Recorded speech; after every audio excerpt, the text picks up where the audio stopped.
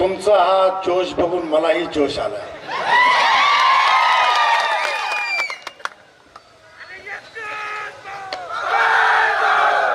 मंचावर उपस्थित राष्ट्रवादी काँग्रेस पार्टीचे प्रदेश अध्यक्ष आदरणीय जयंत पाटील साहेब, मंचावर उपस्थित राष्ट्रवादी काँग्रेस पार्टी युवक काँग्रेसचे महबूबाई शेख, मंचावर उपस्थित काँग्रेसचे जिल्हाध्यक्ष राजसाहेब देशमुख, मंचावर उपस्थित ज्येष्ठ नेते फुलचंद भाऊ कराड, मंचावर उपस्थित आमच्या मावशी गुट्टे मावशी सुधामतीताई गुट्टे, मंचावर सर्व मान्यवर उपस्थित। मी सगळ्यांचं नाव घेऊ शकतो पण वेळेअभावी आदरणीय व्यासपीठ, आज आपण बीड लोकसभा निवडणूक संदर्भात जमलेलो आहोत। आपला हा प्रचार अंतिम टप्प्यात आलाय। बऱ्याच दिवसापासून प्रचाराच्या रणधुमाळी चालू आहेत। गेले अनेक दिवसापासून आम्ही गावगाव फिरतोय, प्रचार करतोय। तुमचा हा उदंड प्रतिसाद बघून मला निश्चित वाटतंय की बजरंग बाप्पा नक्कीच 2 लाख मताने निवडून येते, यात ते मात्र शंका नाही।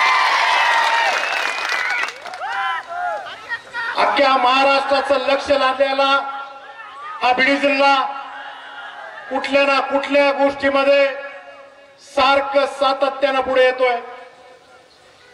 आज आपण पाहताय देशाची परिस्थिती काय, राज्याची परिस्थिती काय।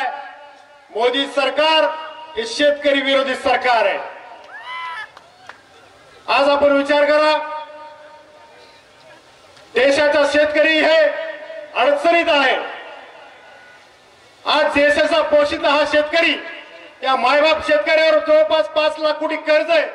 हे कर्ज माफ करण्यासाठी मोदी सरकारपाशी पैसे नाहीत, पण अदानी आणि अंबानीला माफ करण्यासाठी यांच्याकडे पैसे आहेत।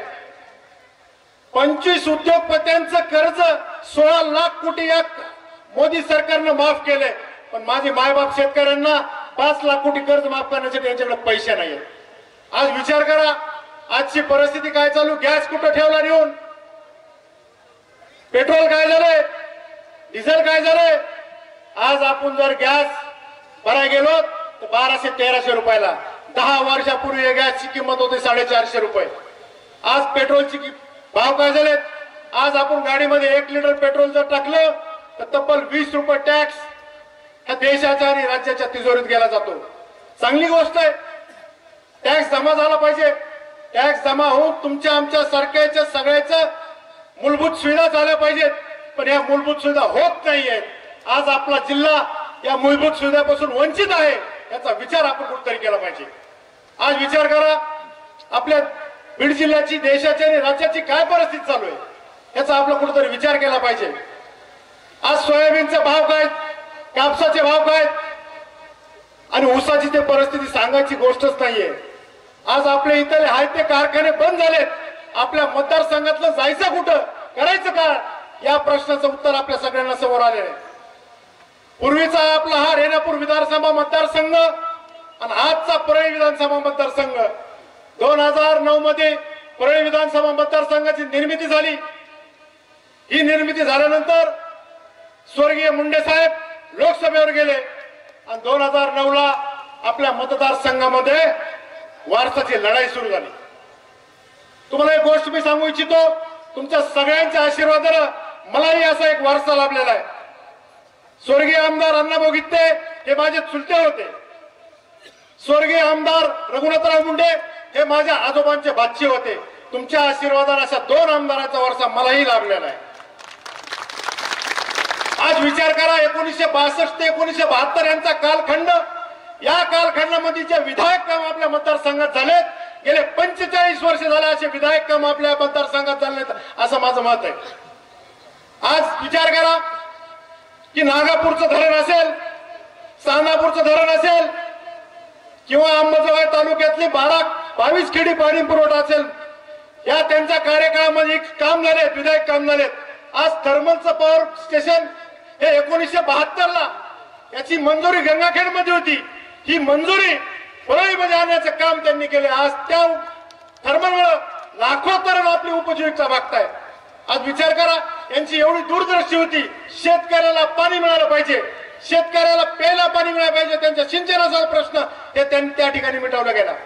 एवढंच नव्हे तर आपल्या परळीच्या तालुक्यामध्ये एक शेजारी एक तांडा आहे, धारावती तांडा. याची 1-2 एकर जमीन ही त्या कालखंडामध्ये कलेक्टरकडनं मंजूर करून त्या ठिकाणी दिली आणि त्या ठिकाणी तो तांडा उभा करण्याचं विधायक काम त्या काळामध्ये झालं.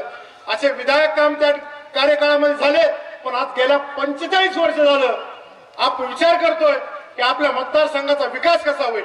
पण हे विकास होत नाही, हे फक्त इथं जातीपातीचं राजकारण करताय. मला सांगा, 2009 मध्ये स्वर्गीय मुंडे साहेबांना आपण सगळ्यांनी निवडून दिलं का नाही? दिलं का नाही? विचार करा, त्यावेळेस जातपात झालं नाही का यांना? त्यावेळेस जातीपात झालं नाहीत का? मग त्यावेळेस निवडून दिलं. 2014 ला निवडून दिलं, 2019 ला सुद्धा निवडून दिलं. मग आज सांगताय की आम्हाला जातीपातीचं राजकारण सांगताय. मराठा समाज आमच्यावर अन्याय करतोय, मराठा समाज आम्हाला गावात येऊ देत नाही. अहो, मराठा समाजासाठी तुमचं योगदान काय? तुमचं योगदान काय? तुम्ही जर खरंच समाजासाठी योगदान केलं असतं तर याच मराठी समाजाने तुम्हाला डोक्यावर घेतले, आणखीही डोक्यावर घेतलं असतं. आणि तुम्ही म्हणताय की आज जातीपातीचं राजकारण करताय. मी कुठल्या जातीचा आहे? मी तुमच्या जातीचाच होतो का नाही? होतो का नाही? मग ज्यावेळेस तुमच्या आपल्या तालुक्यामध्ये तुमच्या सर्वांच्या आशीर्वादानं, तुमच्या सर्वांच्या आशीर्वादानं परळी पंचायत समितीमध्ये मी निवडून आलो सगळ्यात जास्त मतांनी. तुमच्या सर्वांच्या आशीर्वादानं परळी पंचायत समितीचा सभापती झालो. मला 2.5 महिन्याचा कालखंड मिळाला. या 2.5 महिन्याच्या कालखंडामध्ये जे काही काम केले आजही तुम्ही विसरू शकत नाही. याचा विचार तुम्ही कुठेतरी केला पाहिजे.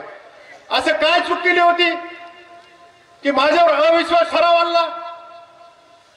काय केलं होतं? तुमची सेवा करणं हा गुन्हा आहे? तुमची सेवा करणं गुन्हा आहे का? जर तुमची सेवा करणं गुन्हा आहे तर हो, गुन्हा मी केलाय असा गुन्हा करीत राहील, पण तुमची सेवा करणं सोडणार नाही.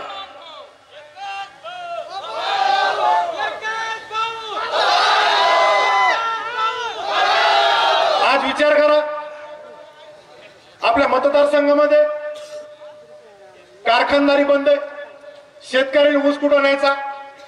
वैद्यनाथ कारखान्याची निवडणूक झाली, बिनविरोध झाली का नाही? झाली का नाही? चांगली गोष्ट आहे. शेतकऱ्यांना वाटलं बिनविरोध झाली, आता तरी कारखाना चालू होईल. पण शेतकऱ्याची ब्रह्मनिराश झाली. कारखाना चालू झाला, उलट कारखाना यांनी विकला.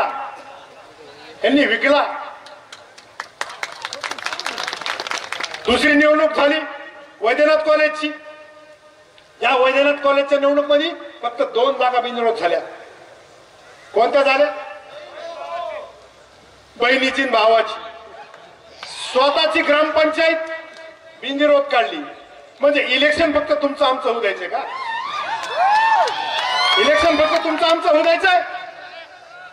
याचा विचार आपण कुठतरी केला पाहिजे. म्हणून मी तुम्हाला अधिकच काही बोलणार नाही. अधिक मान्यवर आहेत, खूप काही सविस्तर बोलायचं आहे. पण येणाऱ्या काळामध्ये आपण बोलू.